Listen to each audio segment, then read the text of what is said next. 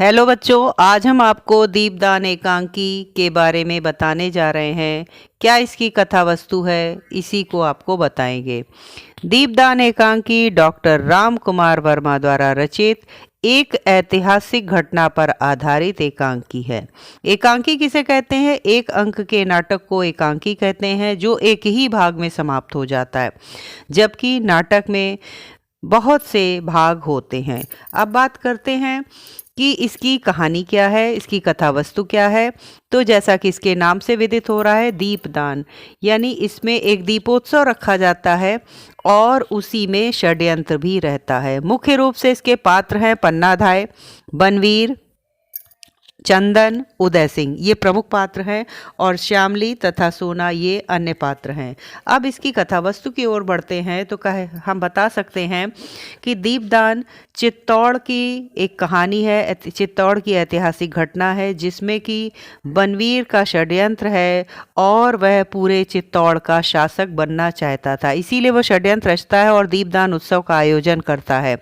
वह राणा सांगा के पुत्र उदय सिंह की हत्या की योजना बनाता है और इसी के लिए वो एक दीपदान उत्सव करता है। बनवीर के षड्यंत्र का आभास पन्नाधाय को हो जाता है। क्योंकि वह पालन पोषण करने वाली धाय माँ है और वो जान लेती है। सोना भी आकर बताती है पन्नाधाय को कि आज बनवीर जो है मदमस्त है, नशे में, और उसने कहा है कि वह उदय सिंह की हत्या कर देगा। चूंकि पन्ना उदय सिंह की संरक्षिका है, इसलिए वो सर्वस्व अपना बलिदान करने के लिए तत्पर हो जाती है और बनवीर के षड्यंत्र से उदय सिंह की रक्षा करने के लिए अपने पुत्र चंदन को उदय सिंह की शैया पर सुलाने से भी हिचकिचाती नहीं है।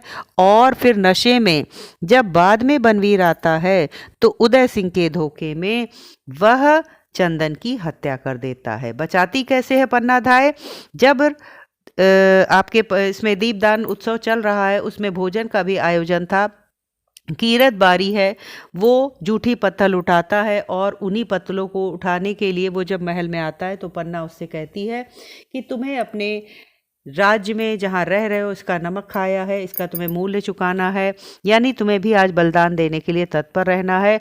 और कीरत बारी किस तरह से उदय सिंह की रक्षा करता है कि वह जूठे पत्तल की टोकरी में उदय सिंह को लिटाता है और महल के बाहर पहुंचा देता है।